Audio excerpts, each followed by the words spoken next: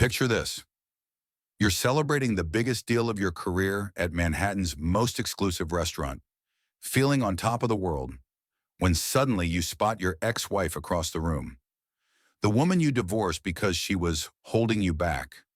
The woman you convinced yourself you'd upgraded from. But she's not alone. Sitting across from her is James Sterling, tech billionaire, Forbes cover star, a man whose net worth makes your achievements look like pocket change. And he's getting down on one knee, right there in front of everyone. Your ex-wife, the one you thought would never amount to anything without you, is about to become engaged to one of the most powerful men in the world. Derek Walsh thought he had it all figured out. Penthouse apartment, successful business, Instagram model girlfriend, the perfect life carefully curated for social media. But watching Sarah say yes to that billionaire's proposal shattered everything Derek believed about winning and losing in life. What happened next? Well, let's just say that when a narcissistic ex-husband decides he can't accept his ex-wife's happiness, things get dark, really dark. This is the story of a man who had everything, lost it all, and discovered that sometimes the biggest defeat can become your greatest victory if you're brave enough to face the truth about who you really are. Stay with me because this twisted tale of obsession, revenge, and ultimately redemption will keep you glued to your screen until the very last word. Derek Walsh adjusted his Hermes tie for the third time as he surveyed the glittering Manhattan skyline from the rooftop terrace of Le Bernardin's private dining room. At 35, he had constructed what he believed was the perfect life. A penthouse overlooking Central Park worth $8 million, a real estate empire that generated 7 figures annually, and Amanda Cross draped on his arm like the latest luxury accessory. Amanda, at 24, was everything Derek's social circle expected from a successful man's girlfriend. Her Instagram account boasted 2 million followers who hung on her every carefully curated post. Her enhanced lips, surgically perfected figure, and platinum blonde hair made her photographically perfect for the lifestyle Derek wanted to project to the world.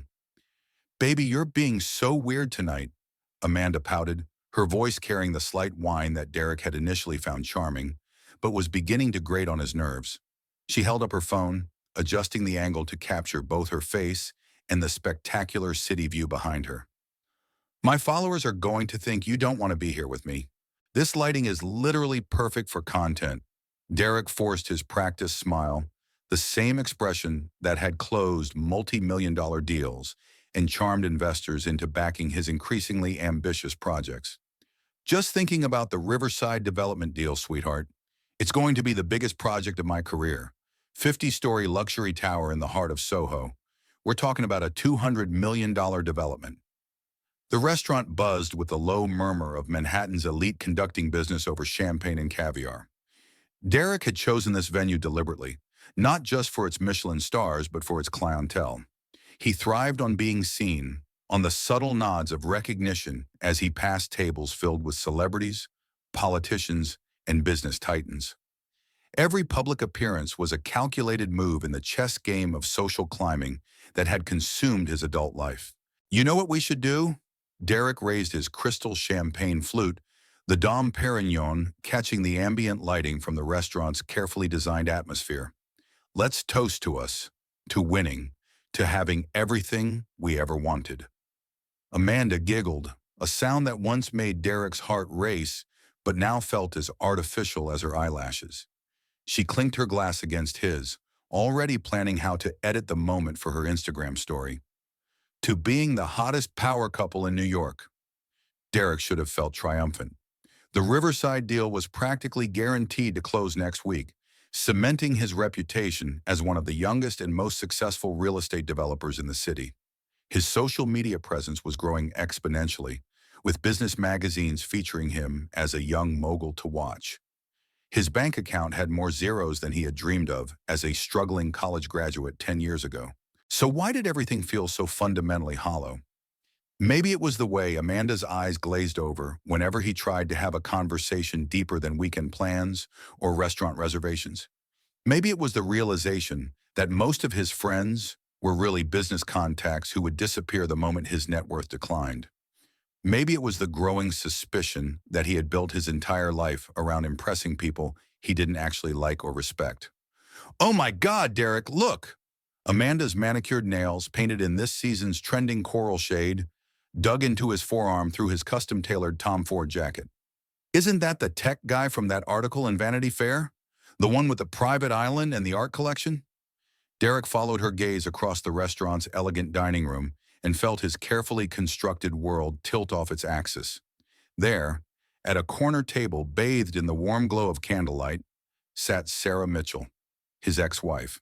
The woman he had divorced 18 months ago because she was supposedly holding him back from achieving his true potential. The woman he had convinced himself was a necessary sacrifice on his path to success. But Sarah wasn't alone. Sitting across from her, leaning forward with obvious fascination as she spoke, was a man Derek recognized immediately from countless magazine covers and business profiles. James Sterling, the tech billionaire whose net worth made Derek's achievements look like pocket change. Sarah looked radiant in a way that made Derek's breath catch in his throat. She wore a simple black dress that somehow made every other woman in the restaurant look overdressed and trying too hard. Her dark hair was swept back in an elegant chignon that revealed the graceful curve of her neck. The same neck Derek used to kiss during the early days of their marriage when he still believed love was more important than status. She was laughing at something James had said, and Derek remembered that laugh. It was pure and genuine, nothing like Amanda's practiced giggles or the calculated responses of the social climbers who populated Derek's current world. Sarah had always laughed with her whole body, throwing her head back slightly, her eyes sparkling with genuine mirth. Derek? Hello? Earth to Derek? Amanda waved her phone in front of his face, the screen displaying her half-finished Instagram story. You're totally spacing out. Are you even listening to me? But Derek couldn't tear his eyes away from the unfolding scene across the restaurant. As he watched, transfixed, James Sterling reached into the inside pocket of his jacket and withdrew a small velvet box. The entire restaurant seemed to quiet around Derek, though he realized dimly that it was probably just the sound of his own heartbeat thundering in his ears. James Sterling, one of the most powerful and influential men in the world, stood up from his chair and moved to kneel beside Sarah's seat. The reaction was immediate and electric. Other diners began to notice, conversations stuttering to a halt as heads turned toward the unfolding proposal. Phones appeared like magic throughout the restaurant as guests recognized the magnitude of the moment they were witnessing. Derek felt Amanda tugging insistently on his sleeve, heard her excited squealing about getting video content of a real billionaire proposal, but it all sounded distant and muffled, like voices heard underwater. Sarah's hands flew to cover her mouth, tears streaming down her face in the candlelight as James spoke words Derek couldn't hear but could imagine. Words of love, of commitment, of building a future together based on mutual respect and shared dreams. Words Derek had never really meant when he had spoken similar phrases to Sarah 5 years ago, during their own engagement that had been more about social expectations than genuine emotional connection. The diamond ring James slipped onto Sarah's finger caught the restaurant's ambient lighting like a small star. Even from across the room, Derek could see that it was spectacular, not just in size but in its obvious thoughtfulness. This wasn't a ring chosen to impress others or make a statement about wealth. This was a ring chosen specifically for Sarah, reflecting her taste and personality in a way Derek's original engagement ring never had. The restaurant erupted in spontaneous applause. Champagne appeared at Sarah and James's table as if materialized by magic. Other diners approached to offer congratulations, and Derek watched his ex-wife graciously accept the well wishes of strangers who were moved by witnessing such an obviously genuine moment of love and commitment. Derek's ex-wife, the woman he had dismissed as insufficiently ambitious, had just gotten engaged to one of the most successful and respected men in the world. And Derek was watching it happen while sitting across from an Instagram influencer whose primary concern was whether the lighting was good enough for her social media content. For the first time in 18 months, Derek Walsh wondered if he had made the biggest mistake of his life. More than that, he wondered if the life he had built in Sarah's absence was actually worth having at all. The champagne in his glass suddenly tasted bitter, and the city lights that usually made him feel powerful and important now just looked cold and distant. Derek's penthouse felt different when they returned that night, though nothing had physically changed. The same minimalist furniture imported from Italy, the same floor-to-ceiling windows offering panoramic views of Central Park, the same collection of awards and achievements displayed like trophies along his custom-built shelving. But somehow everything looked smaller now, less significant, as if the evening's revelation had shifted the entire scale of what mattered. Amanda sprawled across his white leather sectional sofa, still energized from the evening's excitement, her phone glowing blue against her face as she uploaded and edited the proposal videos she had captured. Her fingers moved with practiced efficiency across the screen, adding filters and hashtags with the expertise of someone who had turned their entire life into content. "Can you literally believe that rock?" she gushed without looking up from her phone, her voice carrying the breathless enthusiasm she usually reserved for unboxing luxury products. I mean, it was seriously blinding. Like I couldn't even look directly at it. My engagement ring is going to have to be even bigger, obviously. I'm thinking maybe 15 carats, 20?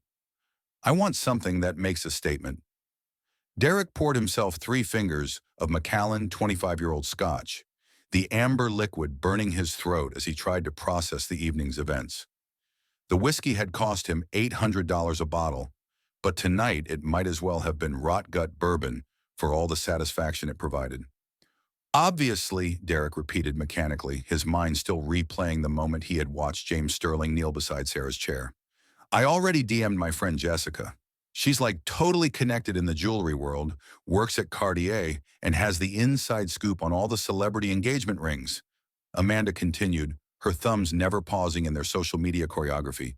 "She thinks it was at least 8 carats, maybe 10. And you know what? The cut looked like a classic round brilliant, which is so timeless and elegant. Although personally, I think I'd want something more unique. Maybe a pink diamond? Or that new champagne color that's trending on TikTok?" Derek moved to his wall of windows, looking out at the city that had always made him feel powerful and important. Tonight, the lights just looked scattered and random, lacking any coherent pattern or meaning. He pressed his forehead against the cool glass and tried to understand what had happened to him in that restaurant. "Did you know her?" Amanda asked suddenly, and Derek felt his entire body tense. He turned slowly to face her, his expression carefully neutral. "No? Who?" "The girl who got engaged tonight.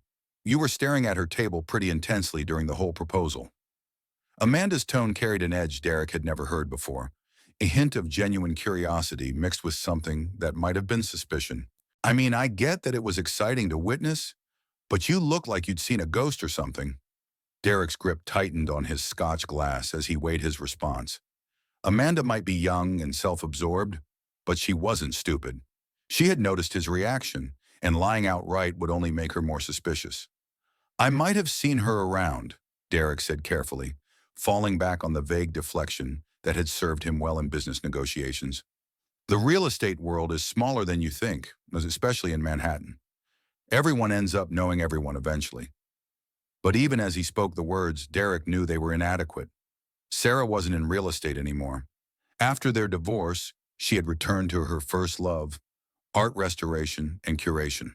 During their marriage, Derek had systematically discouraged her academic and artistic pursuits, calling them expensive hobbies and suggesting she focus her considerable intelligence on supporting his business ventures instead. Now, apparently, those expensive hobbies had evolved into a career significant enough to attract the attention of James Sterling, a man known for his discerning taste in art and his extensive philanthropic work in cultural preservation. Amanda said, her attention already drifting back to her phone. "Well, whatever.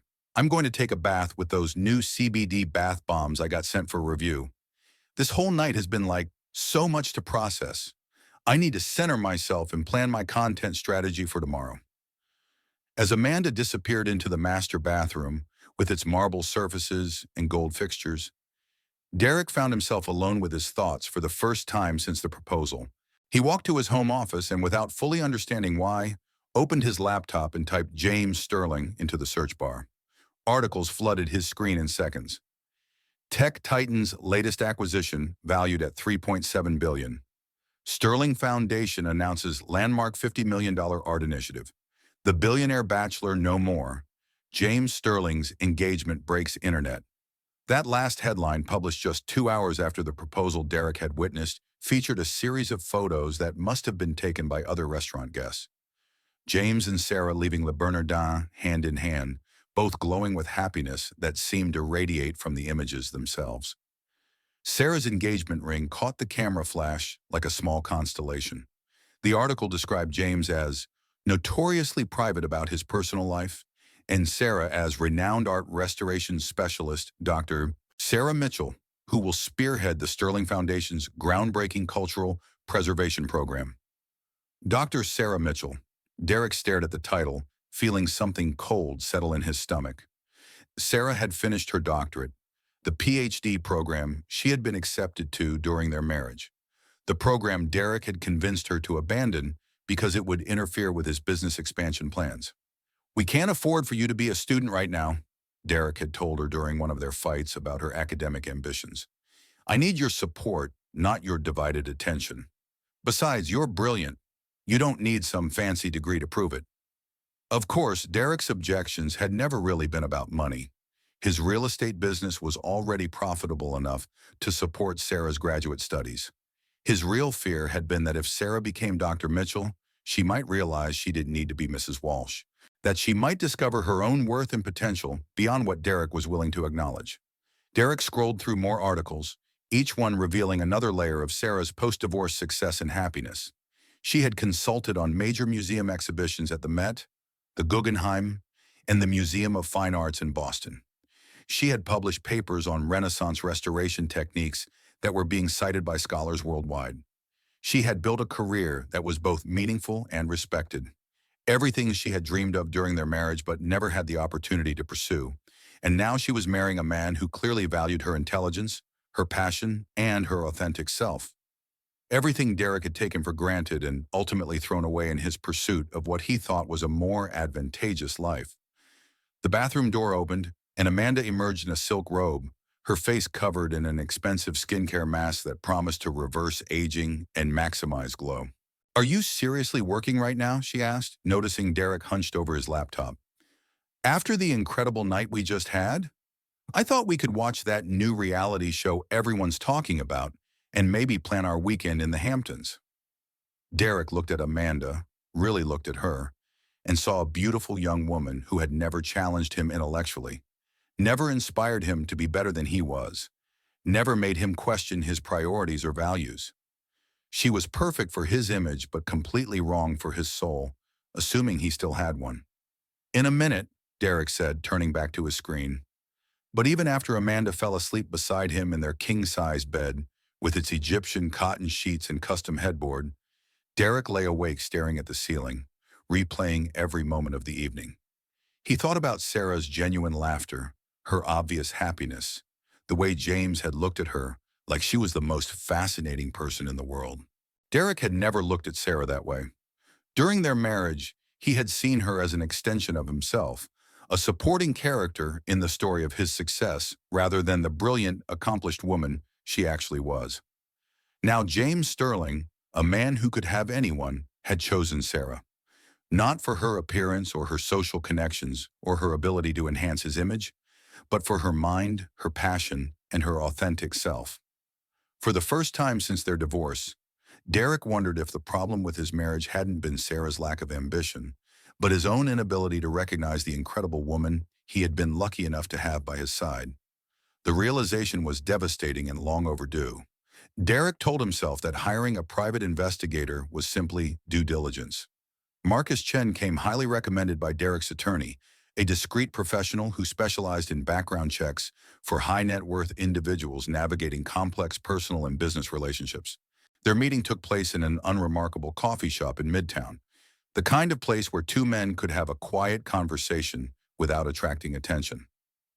"I need to understand the timeline," Derek explained, his voice carefully neutral as he slid a manila envelope across the small table. "How my ex-wife came to be involved with James Sterling. Just basic background information." Marcus nodded without judgment. At 55, he had seen enough wealthy men grappling with their ex-wives' new relationships to recognize the pattern, though he was too professional to comment on it directly. Standard relationship background check, Marcus confirmed, accepting the envelope containing Sarah's basic information and a substantial cash retainer. How detailed do you want this to be? Derek had been asking himself the same question for 3 sleepless nights. Comprehensive. I want to know how they met, how long they've been seeing each other, what their relationship looks like. And I want to know everything about Sterling's background, business practices, personal history, anything that might be relevant. 3 days later, Marcus returned with a thick folder that contained more information than Derek had expected. They met again at the same coffee shop, Marcus's expression professionally neutral as he laid out his findings. The subject relocated from her previous Tribeca apartment to a renovated brownstone in Park Slope approximately 6 months ago, Marcus began, consulting his notes with practiced efficiency. She maintained her studio workspace in Brooklyn, but significantly expanded operations, currently employing 2 full-time assistants and a research coordinator. Her income has increased by approximately 300% since the divorce. Derek felt an unexpected stab of something that might have been pride mixed with regret. During their marriage, Sarah's art restoration work had been relegated to a small corner of their Tribeca apartment, treated as a hobby rather than a serious career. Now she had built something substantial and successful entirely on her own. The Sterling connection began approximately 10 months ago, Marcus continued, sliding a series of photographs across the table. Initial contact was through the Metropolitan Museum's advisory board. Sterling was seeking an expert to head his foundation's new cultural preservation initiative. Dr. Mitchell was recommended by the museum's chief curator based on her work restoring the Bellini series. 10 months. Derek studied the photographs, professional shots of Sarah at museum events, academic conferences, and gallery openings. In every image, she looked confident and engaged, surrounded by colleagues and peers who clearly respected her expertise. Personal relationship began approximately 8 months ago, Marcus added. First documented public appearance together was at a charity gala for underprivileged arts education. They've since been photographed together at various cultural events, always in context related to their professional collaboration. Derek examined a photograph of Sarah and James at what appeared to be a gallery opening. They stood close together, examining a Renaissance painting with the kind of intellectual intimacy Derek had never shared with anyone. James was listening intently as Sarah pointed out details in the artwork, his expression one of genuine fascination rather than polite interest. Anything questionable about Sterling's background? Derek asked, hating himself for the question even as he spoke it. Marcus raised an eyebrow slightly. Define questionable. I don't know, Derek said, feeling increasingly uncomfortable with his own line of inquiry. Financial irregularities, personal scandals, reasons someone might want to be cautious about trusting him. Marcus consulted another folder, this one significantly thicker. Sterling's reputation is remarkably clean for a man of his wealth and influence. He's been investigated by the SEC on 2 separate occasions, both times cleared completely with commendations for his cooperation and transparency. His business practices are considered aggressive but ethical. His only serious romantic relationship of note was with environmental lawyer Catherine Wells, which ended amicably 3 years ago when their career paths took them to different continents. Derek felt disappointment and grudging respect in equal measure. He had been hoping for something, anything, that would justify his growing obsession with his ex-wife's new relationship. However, Marcus continued, and Derek's attention sharpened, there is one incident in Sterling's past that some might consider controversial. Derek leaned forward despite himself. 10 years ago, Sterling was involved in the acquisition of Meridian Technologies through what could be characterized as a hostile takeover. The company's founder, Robert Hayes, lost everything and committed suicide approximately 6 months after the bankruptcy. Hayes' widow has been publicly critical of Sterling's role in her husband's death. Derek's pulse quickened. Tell me more about this widow. Victoria Hayes currently works in real estate development. Marcus paused, consulting his notes. She's listed as a senior partner at Walsh Development Group. The pieces clicked into place with startling clarity. Victoria Hayes, Derek's brilliant and ruthless business partner, The woman who had helped him build his real estate empire over the past 5 years had personal reasons to hate James Sterling. She had never mentioned her previous marriage or her connection to Sterling, but Derek understood why. Victoria didn't discuss her personal history with anyone.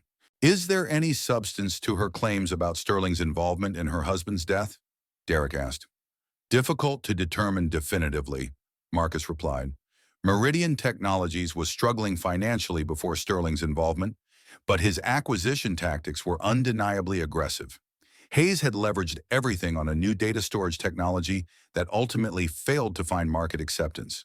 Sterling acquired the patents for a fraction of their projected value after the bankruptcy proceedings. Derek closed the folder, his mind racing with possibilities. Finally, he had something. Not proof of wrongdoing necessarily, but enough to plant seeds of doubt. Enough to make Sarah question whether she really knew the man she was planning to marry. I want you to dig deeper into the Meridian situation, Derek instructed, pulling out his checkbook.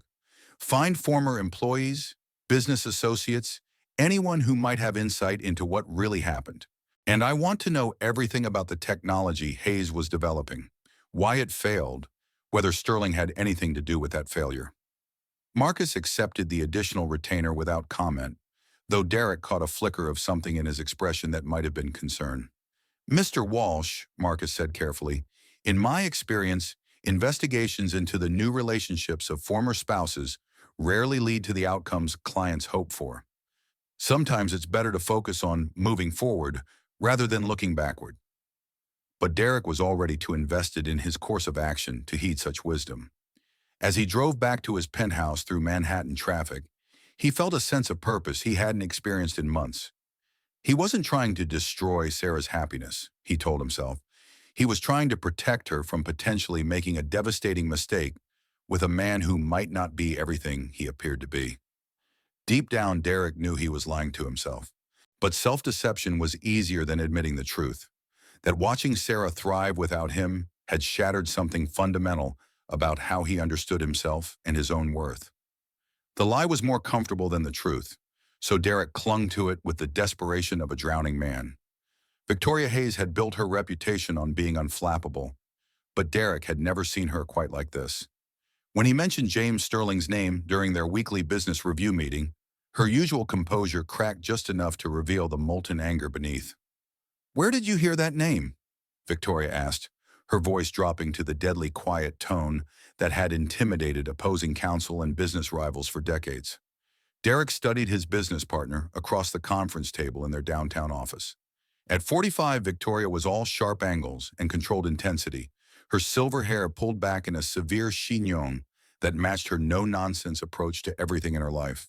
In 5 years of working together, Derek had never seen her display anything approaching vulnerability.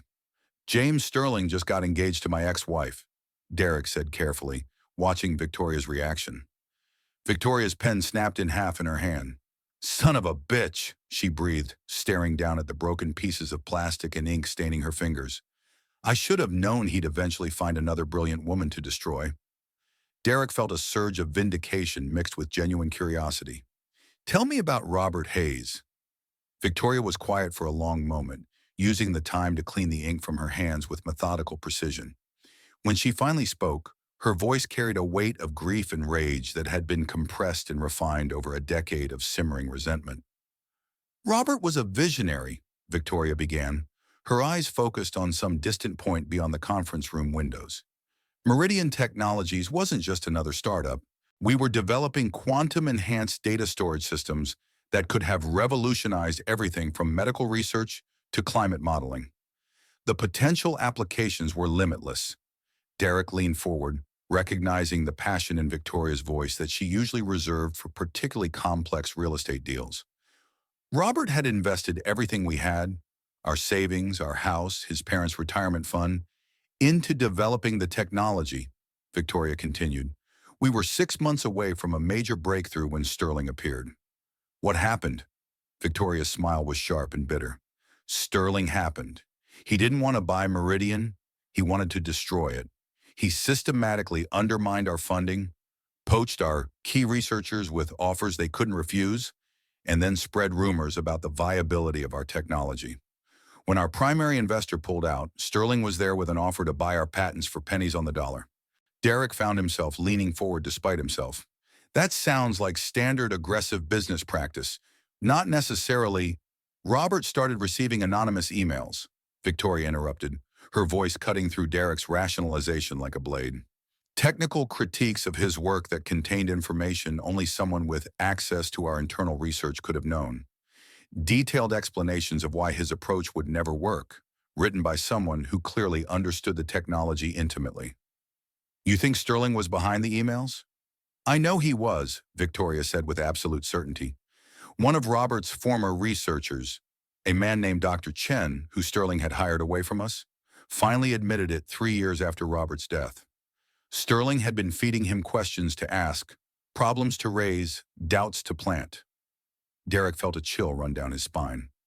That's psychological warfare. That's James Sterling, Victoria replied. He doesn't just compete with people, he destroys them, methodically, precisely, and with enough plausible deniability that he never faces consequences. Victoria stood and walked to the window, her reflection ghost-like against the glass as she stared down at the Manhattan street below. Robert became obsessed with proving his critics wrong, she continued. He stopped sleeping, stopped eating, stopped talking to anyone except to defend his work. He was so focused on vindication that he couldn't see what was happening to him, to us, to everything we had built together. Derek thought about his own recent behavior, the sleepless nights, the obsessive internet searches, the growing isolation from everyone in his life except Amanda, who barely counted as real human connection. The technology Robert was developing actually worked, Victoria said quietly. Sterling implemented a version of it in his own systems 2 years after Robert's death, made billions from Robert's innovations while Robert's children grew up without their father. Derek felt his throat tighten. Victoria, I'm sorry, I had no idea. Victoria turned back to face him, and Derek was startled to see tears in her eyes, the first sign of genuine emotion he had witnessed from her in 5 years of partnership. Your ex-wife, Victoria said. Tell me about her. Derek found himself describing Sarah in ways he hadn't thought about in months. Her intelligence, her passion for art and history, her ability to see beauty and meaning in things others overlooked. As he spoke, he realized he was describing someone who sounded remarkably similar to how Victoria had described her late husband. She sounds like a brilliant woman, Victoria said when Derek finished. The kind of person who sees the best in others, who believes in the fundamental goodness of people. The kind of person James Sterling specializes in destroying. Derek's phone buzzed with a text notification from Amanda. At Pilates class, feeling so centered and amazing. Can't wait to see you tonight, babe. The contrast between Amanda's shallow cheerfulness and the gravity of his conversation with Victoria was jarring and depressing. What do you want to do about this? Derek asked. Victoria's smile was sharp and calculating. I want to save your ex-wife from making the biggest mistake of her life. And if we destroy James Sterling's reputation in the process, well, sometimes justice and personal satisfaction align perfectly. Derek felt a surge of excitement and purpose that he hadn't experienced since before his divorce. Finally, he had found someone who understood the stakes, who recognized the danger Sarah was walking into unknowingly. What did you have in mind? Derek asked. Victoria pulled out her phone and showed Derek a calendar entry. Sterling Foundation Gala, Metropolitan Museum of Art, 3 weeks. Sarah's work will be the centerpiece of Sterling's foundation launch, Victoria explained. Every major art publication will be there, plus business media covering Sterling's philanthropic expansion. It's going to be the biggest night of your ex-wife's career. Derek nodded, following Victoria's logic.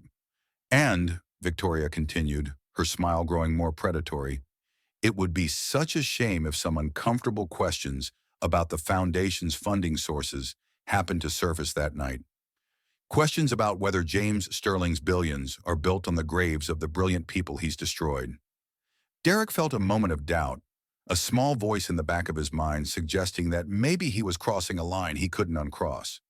But the voice was overwhelmed by his need to do something, anything, to prevent Sarah from making what he was convinced would be a devastating mistake. What do you need from me? Derek asked. Victoria's smile was answer enough. Derek's plan crystallized over the following 3 weeks with the precision of a military operation.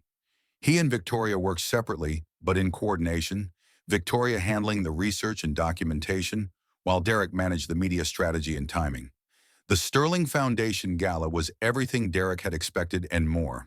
The Metropolitan Museum's Great Hall had been transformed into a showcase for cultural preservation, with Sarah's restoration work displayed like crown jewels under museum-quality lighting. The guest list read like a who's who of New York's cultural and business elite. Museum directors, art critics, philanthropists, and business journalists all gathered to celebrate the launch of what was being billed as the most ambitious cultural preservation initiative in modern history. Derek arrived alone. Amanda was in Los Angeles attending an influencer conference, documenting her networking and brand partnerships for her increasingly successful social media empire. Their relationship had devolved into a series of text exchanges and Instagram likes, which suited Derek perfectly as his attention had become completely consumed by his investigation into James Sterling. From his position near the museum's information desk, Derek watched Sarah work the room with natural grace and expertise. She had clearly found her element, discussing restoration techniques with museum curators, explaining the historical significance of various pieces to interested donors, and guiding groups through the exhibition with the kind of passion that made complex technical processes accessible and fascinating. James Sterling remained close but never overshadowed Sarah's moment. Derek grudgingly admired the way Sterling asked intelligent questions and listened to Sarah's answers with genuine interest rather than polite attention. Their professional partnership clearly enhanced their personal relationship in ways Derek had never understood during his own marriage. Derek's phone buzzed with a text from Victoria. Package delivered to Robertson, Chen, and Williams. 30 minutes until publication. Derek felt his stomach clench with anticipation and anxiety. Victoria had spent 3 weeks compiling the most damaging information about the Meridian Technologies acquisition, packaging it into a narrative that raised serious questions about James Sterling's business ethics, and suggesting that his current philanthropic work might be an attempt to rehabilitate a reputation built on morally questionable practices. The materials had been delivered anonymously to 3 prominent business journalists and 2 influential art world bloggers. The timing was calculated for maximum impact.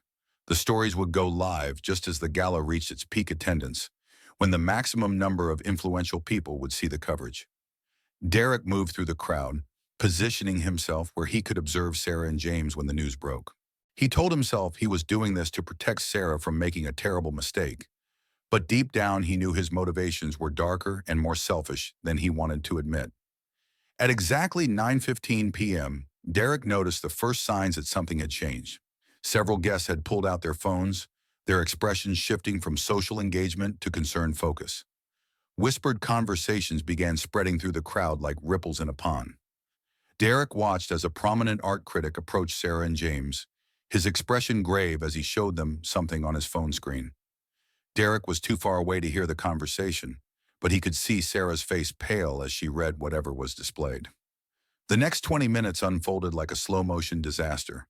More guests checked their phones, more whispered conversations spread through the room, and Derek could see the evening's celebratory atmosphere beginning to shift toward uncertainty and discomfort.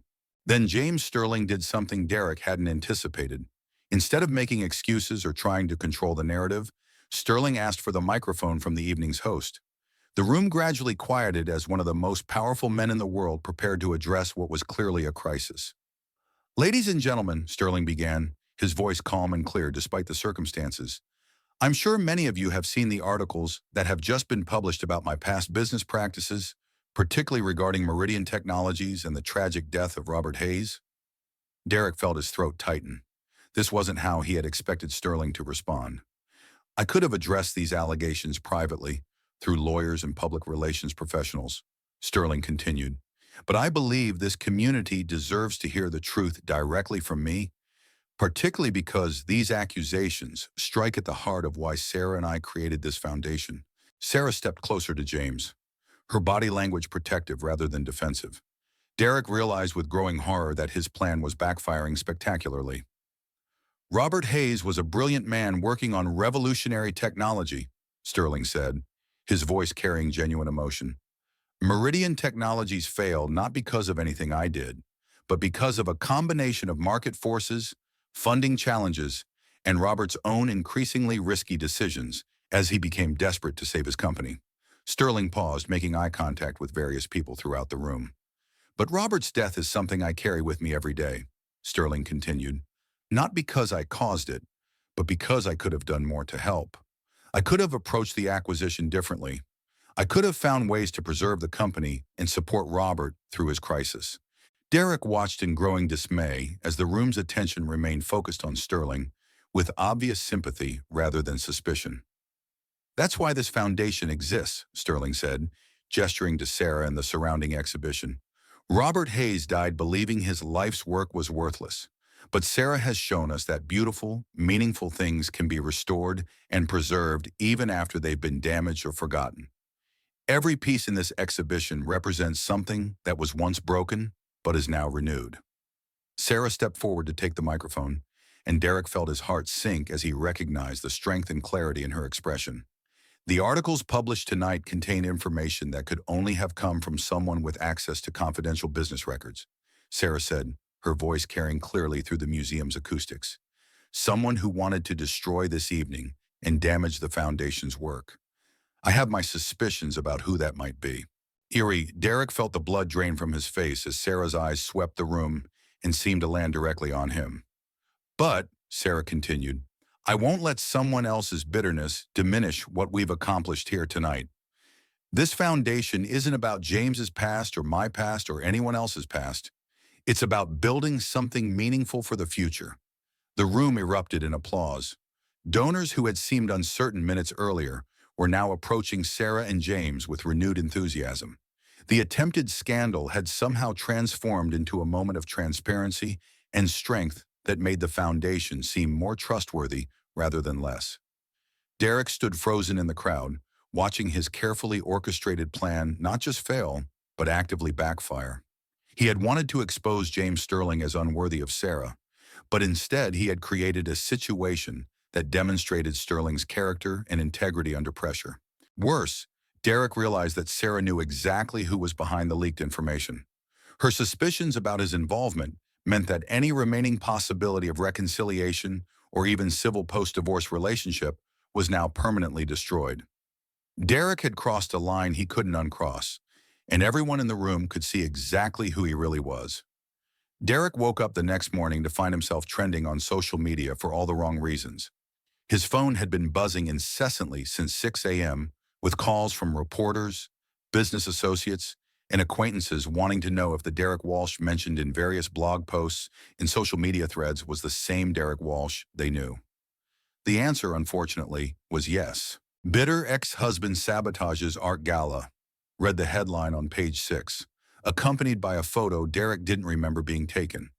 Him standing alone at the edge of the museum crowd, his expression dark and focused as he watched Sarah and James address the crisis he had created. The article included quotes from several unnamed sources who described Derek as obsessed with his ex-wife's new relationship and unable to accept that she had moved on. Worse, someone had apparently done enough research to connect Derek to Victoria Hayes and the Meridian Technologies connection, painting a picture of a calculated conspiracy to destroy James Sterling's reputation. Derek's business phone had been ringing constantly since the story broke. His remaining clients were asking uncomfortable questions about his mental state and professional judgment. His business partners were demanding emergency meetings to discuss damage control and strategic positioning. But the absolute worst part was Amanda's response, delivered via Instagram story at 7 a.m. Pacific time from her hotel room in Beverly Hills. OMG, you guys, Amanda said directly to her phone camera, her makeup perfect despite the early hour. I literally can't even begin to process what I'm reading about Derek right now. Like, I always knew he was weird about his ex-wife, but this is next-level toxic behavior. Thank God I'm strong enough to recognize red flags and remove myself from unhealthy situations. The video, which Amanda had hashtagged with her sure toxic masculinity, Nush red flags, your self-care, know your worth, had been viewed over 2 million times and shared by dozens of influencers and lifestyle bloggers. Derek had become a cautionary tale about emotional immaturity and unhealthy relationship patterns, dissected by people who had never met him but felt qualified to diagnose his psychological problems. Derek was reading through the social media coverage on his laptop when his building's doorman called to announce a visitor. "Mr. Walsh, there's a gentleman here from Hoffman, Walsh and Associates who says he needs to deliver some legal documents. Should I send him up?" Derek's blood turned to ice. Hoffman, Walsh and Associates was one of Manhattan's most prestigious law firms, the kind of place that handled high-profile divorces, celebrity scandals, and corporate crisis management. Their involvement meant that Sarah and James were taking legal action against him. The legal messenger was professionally polite, but clearly uncomfortable as he handed Derek a thick manila envelope marked "Urgent Legal Documents Enclosed." Derek's hands shook slightly as he opened the envelope and began reading the restraining order petition. The document was thorough and damning, citing a pattern of stalking, harassment, and intimidation that had escalated to include coordinated attempts to damage the petitioner's professional reputations and personal safety. The petition included evidence Derek hadn't realized existed. Surveillance footage from the museum showing Derek's arrival and positioning during the gala. Records of his payments to Marcus Chen for investigative services. Detailed timelines correlating Derek's activities with the leaked information about Meridian Technologies. Most devastating of all were the personal details Sarah had included about their marriage and divorce. Derek read with growing horror about incidents he had forgotten or rationalized away. His attempts to control Sarah's friendships, his dismissal of her career ambitions, his pattern of emotional manipulation whenever Sarah showed signs of independence. The respondent has demonstrated an inability to accept the end of our marriage and has escalated his intrusive behavior to include professional sabotage and public humiliation.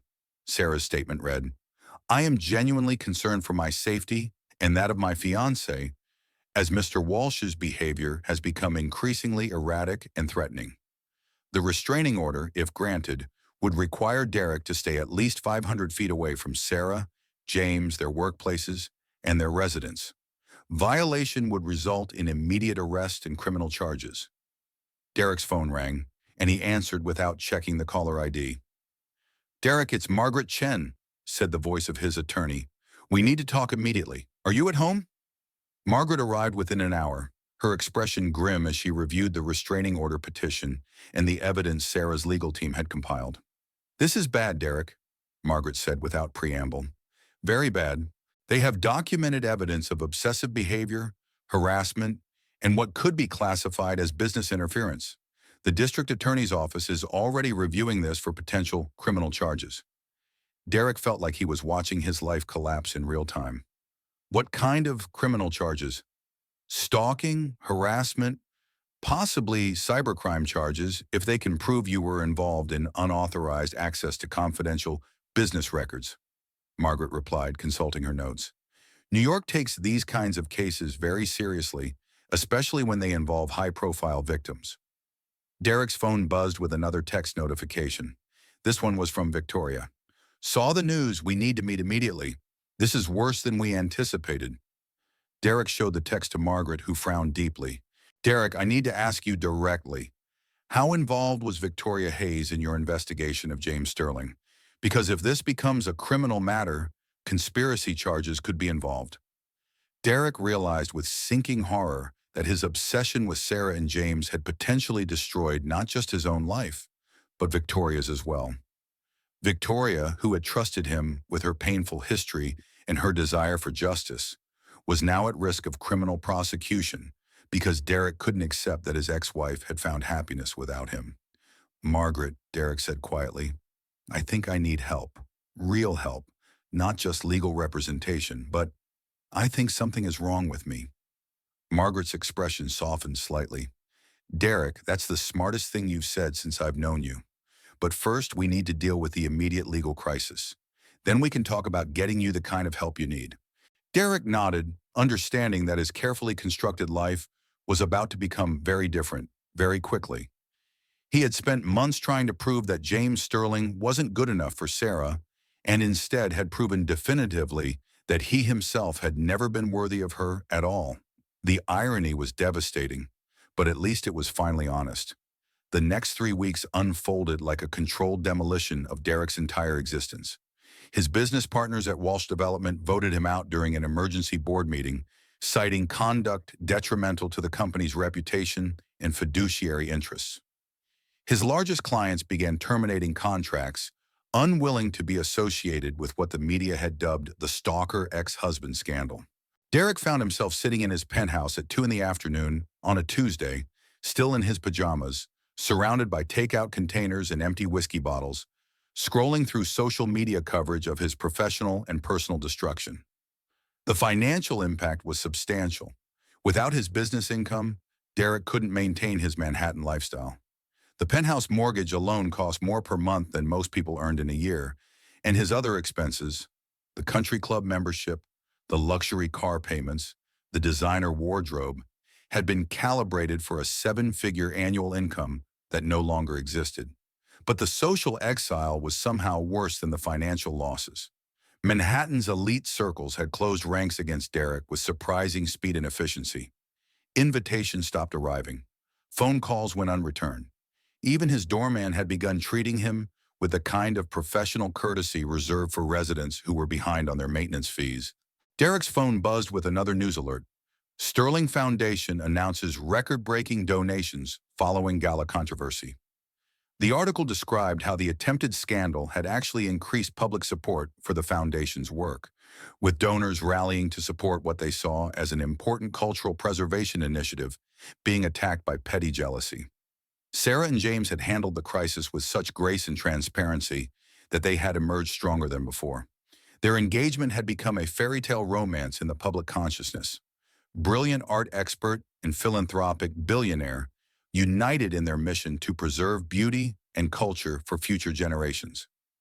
Derek's doorbell rang, surprising him.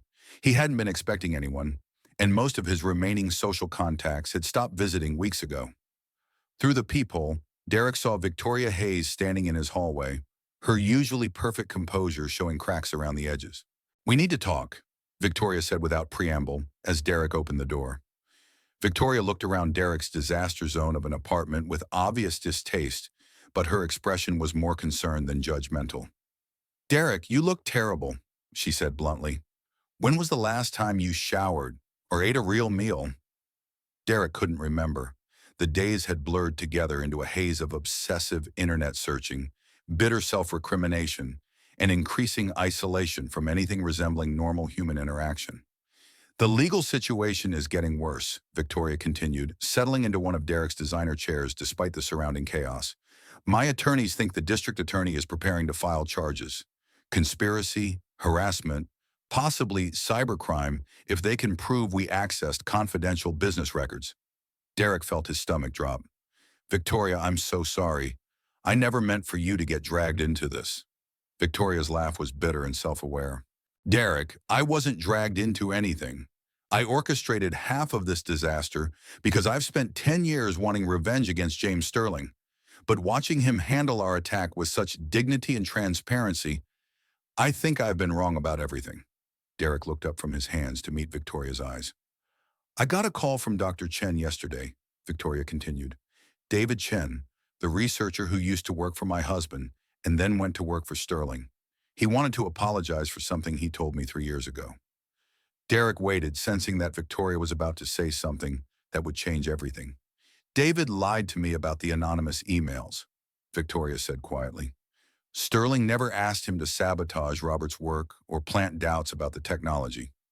David made that up because he felt guilty about leaving Meridian for better pay, and he thought telling me what I wanted to hear would somehow help."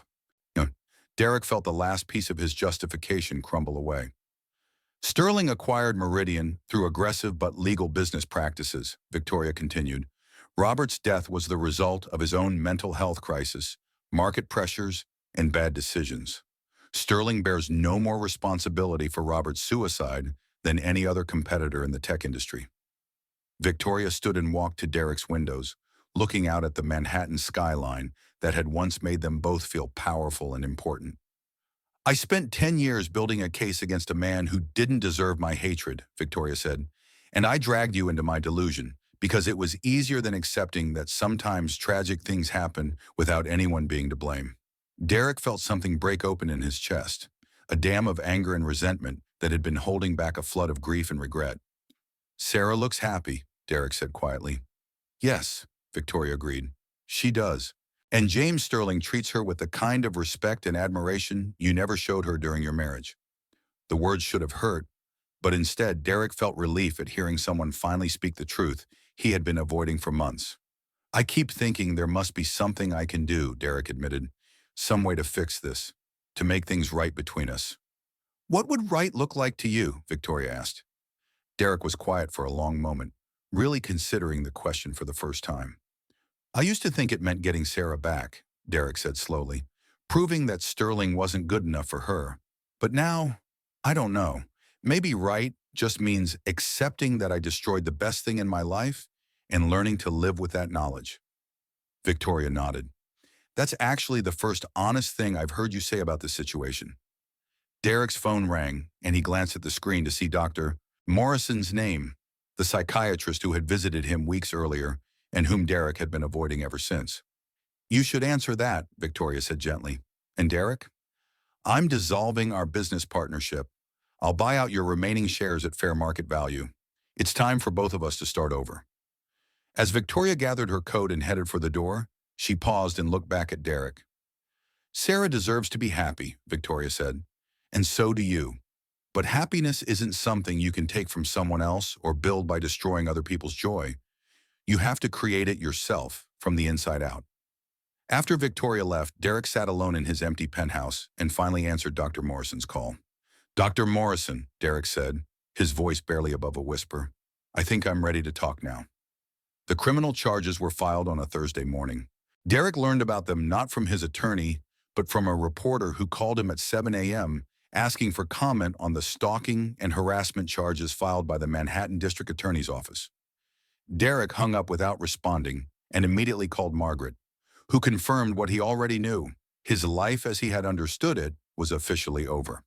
The DA is offering a plea bargain, Margaret explained during their emergency meeting later that morning. 6 months probation, 200 hours of community service, mandatory psychological counseling, and a permanent restraining order. If you reject the plea and this goes to trial, you're looking at potential jail time. Derek stared at the legal documents spread across Margaret's conference table, each page representing another layer of his personal and professional destruction. There's something else, Margaret continued, her voice gentler than usual. Someone leaked security footage from James Sterling's engagement party to several gossip blogs this morning. Derek's blood turned to ice. What kind of footage? Margaret pulled out her tablet and showed Derek a grainy video that made his stomach lurch with recognition and horror. The footage clearly showed Derek sitting in his car across the street from the party venue, watching the celebration through telephoto lenses for what the timestamp indicated was over 4 hours. This was taken 3 days after the restraining order was served, Margaret explained. Technically, you weren't violating the 500-foot requirement, but the optics are devastating. The media is calling it evidence of continued stalking behavior. Derek stared at the video in complete horror. He barely remembered that night.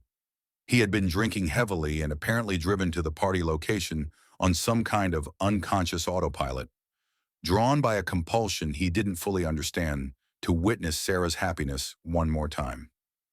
The police have already seen this footage, Margaret continued. They're treating it as evidence of ongoing harassment, despite the legal warnings you'd received. The plea bargain offer might be withdrawn if more evidence surfaces. Derek's phone buzzed with notifications he no longer bothered checking. His social media mentions had become a constant stream of criticism, psychological analysis, and warnings to women about recognizing red flag behavior in relationships. Amanda had transformed her experience dating Derek into a multi-part Instagram series about surviving toxic relationships that had gained her hundreds of thousands of new followers and several brand sponsorship deals. She had been interviewed by 3 different lifestyle blogs about recognizing narcissistic patterns and was reportedly writing a book about her experience. Derek, Margaret said quietly, I think you should accept the plea bargain, and I think you should seriously consider checking yourself into an inpatient treatment program. Derek looked up from the legal documents. You think I'm that far gone? I think you're struggling with obsessive behavior that has escalated to the point where you're a danger to yourself and others. Margaret replied honestly. The Derek Walsh I represented during your divorce 18 months ago was self-absorbed and emotionally immature. But he wasn't this person. Something has broken down, and you need professional help to fix it. That afternoon, Derek accepted the plea bargain and signed papers that would formally end his ability to contact or approach Sarah for the rest of his life. The restraining order was permanent and non-negotiable. Derek's phone rang as he was leaving the courthouse. The caller ID showed his building's concierge. Mr. Walsh, I'm calling to inform you that your lease termination has been processed, the voice said with professional courtesy that barely masked relief. The building management has decided not to renew your residential agreement due to the negative publicity affecting other residents. Derek realized he was being evicted from his own building. You have 30 days to vacate the premises, the concierge continued. Building security will escort you during any moving activities to ensure compliance with building policies. Derek hung up and stood on the courthouse steps, looking out at the Manhattan streets that had once made him feel powerful and connected to something larger than himself. Now the city looked indifferent and hostile, full of people who had already moved on with their lives while Derek remained frozen in a moment of poor judgment that had destroyed everything he had built. His phone buzzed with a text from an unknown number. Saw the news about the charges. Hope you get the help you need. V. Victoria, offering something like compassion even after Derek had dragged her into his personal disaster. Another text arrived immediately after. Sarah's wedding is next weekend. Thought you should know so you can avoid social media if needed. Take care of yourself. Derek realized that Sarah and James were moving forward with their lives, their wedding, their foundation, their shared future built on mutual respect and genuine love. Meanwhile, Derek was standing on courthouse steps facing criminal charges, eviction, and the complete collapse of everything he had thought defined his worth as a person. But for the first time in months, Derek felt something other than anger or obsession. He felt tired, bone deep, soul-weary tired, and maybe, just maybe, ready to stop fighting a battle he had lost before it even began. Derek walked down the courthouse steps toward an uncertain future, finally understanding that rock bottom wasn't a place you fell to. It was a place you chose to stop digging. The Manhattan Psychiatric Hospital's Crisis Intervention Center didn't look like what Derek had expected. Instead of the sterile, institutional environment he had imagined, the building resembled a modern office complex with warm lighting, comfortable furniture, and art on the walls that actually seemed chosen for beauty rather than just filling space. Dr. Sarah Chen, a name that made Derek wince every time he heard it, was younger than Derek had anticipated, with a direct manner that cut through his attempts at deflection and rationalization like a surgical instrument. Mr. Walsh, you're here because you've been court-ordered to undergo psychological evaluation and treatment as part of your plea agreement, Dr. Chen said during their first session, her voice professionally neutral but not unkind. But I'm not interested in the legal requirements. I'm interested in understanding what led you to this point. Derek sat in the comfortable chair across from Dr. Chen's desk, acutely aware that this was probably the most important conversation of his life. Everything else, his business, his relationships, his sense of identity, had already been destroyed. This was his last chance to salvage something meaningful from the wreckage. I loved her, Derek said, the words sounding hollow and inadequate even to himself. Tell me about that love, Dr. Chen replied, her pen poised over a legal pad. What did it look like during your marriage? How did you express it? Derek began to describe his relationship with Sarah, but as he spoke, he began to hear his own words differently. He talked about how he had encouraged Sarah to give up her graduate program to support his business expansion, how he had helped her understand that her art restoration work was more of a hobby than a serious career path, how he had guided their social life to focus on connections that would benefit his professional advancement. You mentioned that during your marriage, Sarah gave up her doctoral program, Dr. Chen interrupted. Can you walk me through how that decision was made? Derek remembered that conversation from 5 years earlier with painful clarity. Sarah had been accepted into a prestigious art history PhD program at Columbia, but the timing conflicted with Derek's plans to expand into commercial real estate development. I told her we couldn't afford for her to be a student when I needed her support for the business expansion, Derek said slowly. hearing his own words as if for the first time. But that wasn't really true, was it? I could have afforded her tuition. I just didn't want her to do it. Why didn't you want her to pursue her doctorate? Derek was quiet for a long moment, grappling with a truth he had never been willing to acknowledge. Because if she became Dr. Sarah Mitchell, she might realize she didn't need to be Mrs. Derek Walsh.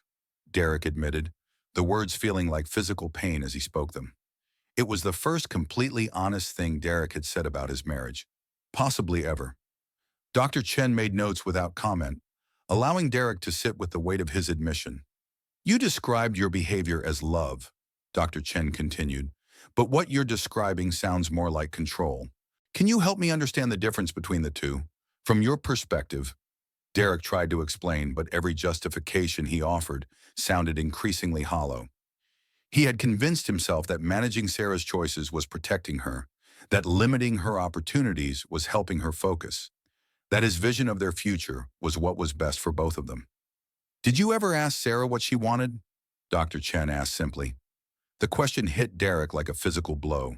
He realized with horrifying clarity that he had never really asked Sarah what she wanted from life, from their marriage, from her career, from anything. He had simply assumed that what he wanted was what she should want too. Over the following weeks, Dr. Chen guided Derek through the painful process of examining his behavior patterns and psychological motivations. He learned about narcissistic personality traits, about how his childhood experiences with an emotionally distant father and an overwhelmed mother had created a desperate need for control and external validation. You use Sarah as a mirror, Dr. Chen explained during one particularly difficult session. Her role in your life wasn't to be a full human being with her own dreams and ambitions. Her role was to reflect back your success, your importance, your worth as a person. When she started developing her own identity and interests that didn't center around you, you felt threatened. Derek was also required to attend group therapy sessions with other men who had been court-ordered for domestic violence, stalking, or harassment charges. Listening to their stories was like looking into a funhouse mirror. He saw distorted but recognizable versions of his own justifications and denials. I never hit her, said Mike, a construction worker whose ex-girlfriend had finally gotten a restraining order after months of increasingly aggressive surveillance. I just needed to know where she was, who she was with, what she was doing. That's not abuse. That's caring about someone's safety. I was protecting her from making bad decisions, insisted Robert, an accountant who had tracked his ex-wife's every movement through hidden GPS devices and social media monitoring. She had terrible judgment about people. Someone needed to look out for her interests. Derek heard his own twisted logic in their explanations, his own self-serving rationalizations in their claims of good intentions. The realization was nauseating and absolutely necessary. The common thread in all of these stories, the group therapist observed, is the belief that you knew better than these women what was good for them, that your judgment was more important than their autonomy. Can anyone help me understand where that belief comes from? Derek found himself speaking before he had fully formed the thought. Because if they could make their own decisions and be happy without us, then what did that say about our value as men? Derek said quietly. If Sarah could be successful and fulfilled without my guidance and support, then maybe I wasn't as important or necessary as I needed to believe. The group was quiet for a moment, and Derek realized he had articulated something that resonated with everyone in the room. 3 months into treatment, Derek received surprising news from Margaret. Victoria Hayes had contacted his attorney about a financial settlement that would allow Derek to maintain a modest lifestyle while he rebuilt his life and continued treatment. She's also established an anonymous scholarship fund for men seeking mental health treatment after domestic violence or stalking charges, Margaret informed Derek. She thought you might want to continue therapy beyond your court-mandated period. Derek was quiet for a moment, processing Victoria's unexpected generosity. She's taking care of me even after I destroyed her career and reputation, Derek said. Victoria went through her own reckoning this year, Margaret replied. Sometimes crisis forces people to confront truths they've been avoiding. She realized that her desire for revenge against James Sterling had been as destructive and obsessive as your behavior toward Sarah. That evening, Derek wrote his first letter to Sarah since the restraining order was issued. Not a letter he intended to send. that would violate the legal agreement and risk additional criminal charges, but a letter for himself, part of Dr. Chen's therapeutic process. Dear Sarah, Derek wrote, his hand cramping from the unfamiliar act of writing by hand rather than typing. I'm sorry, not sorry that you're happy. You deserve every moment of joy and success you found. I'm sorry that it took your happiness to show me how miserable I had made you during our marriage. Sorry that I spent 5 years trying to turn you into someone I could control instead of loving the amazing person you actually were. Derek wrote for hours, filling pages with apologies and admissions he had never been able to voice. He wrote about his regret for dismissing her career ambitions, for isolating her from friends who challenged his authority, for making her feel small and insignificant whenever she showed signs of independence. When he finished writing, Derek felt empty but clean, like a wound that had finally been drained of infection. He wouldn't send the letter.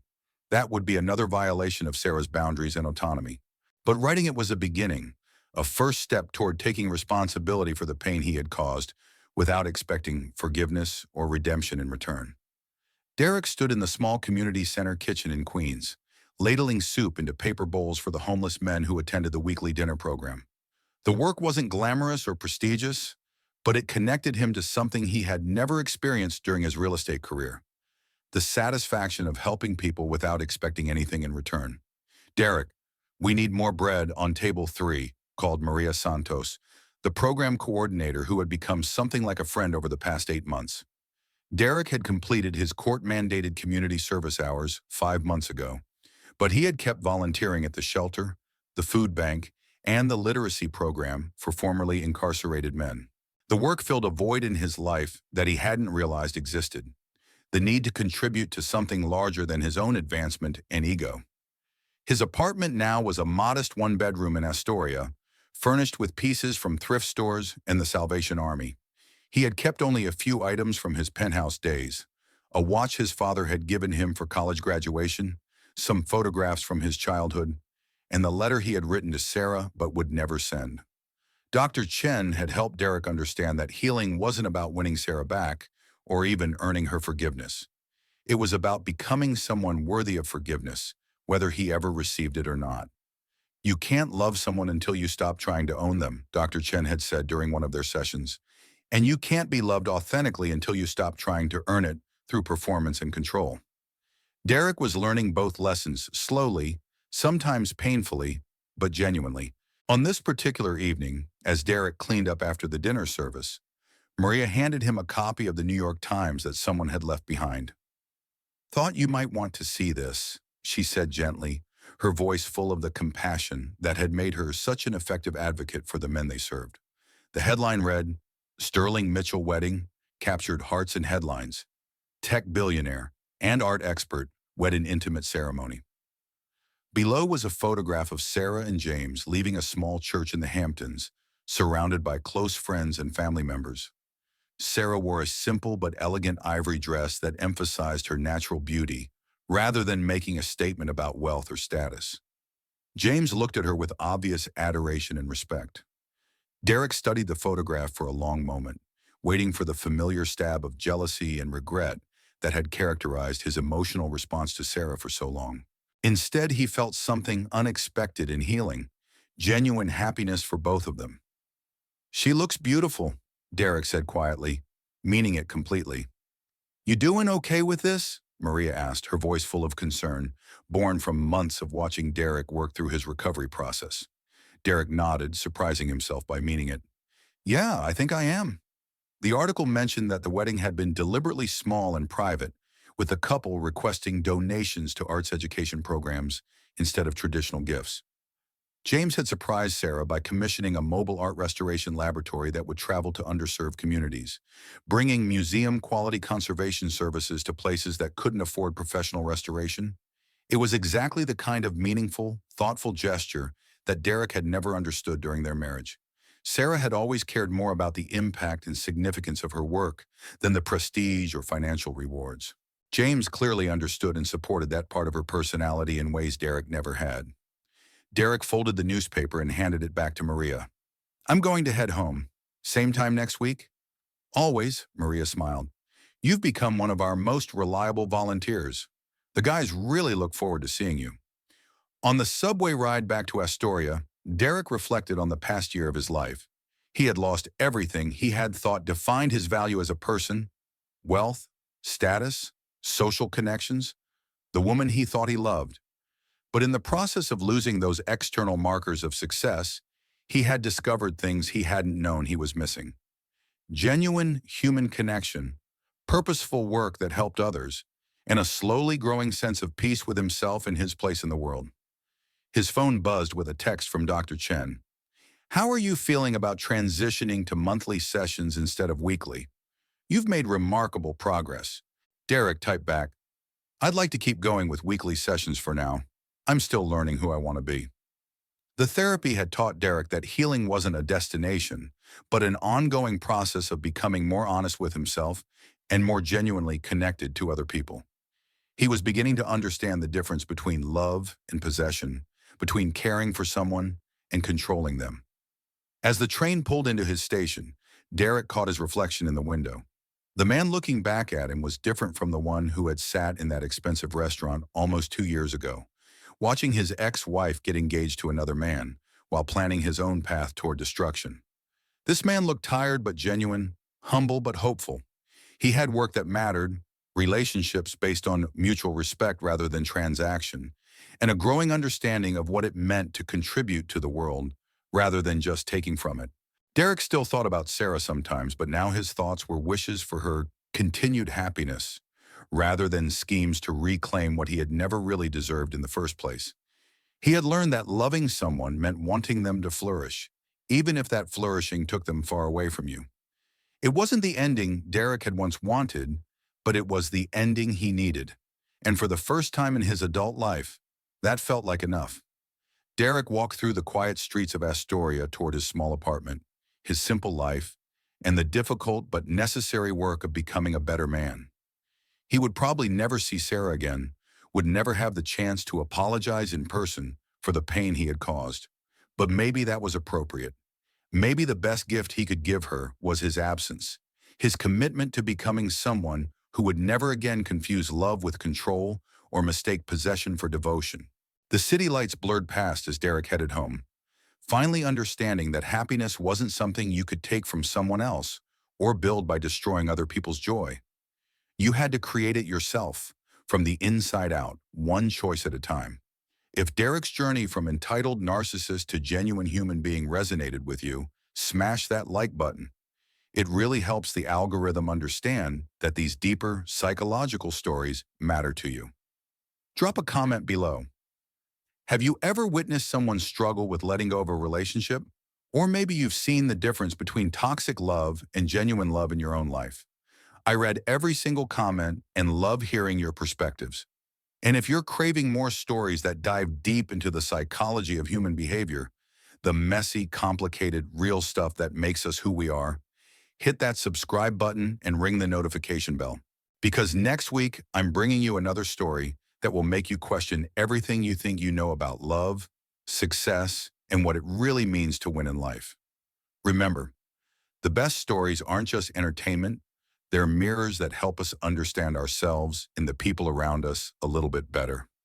Until next time, keep questioning, keep growing, and keep listening.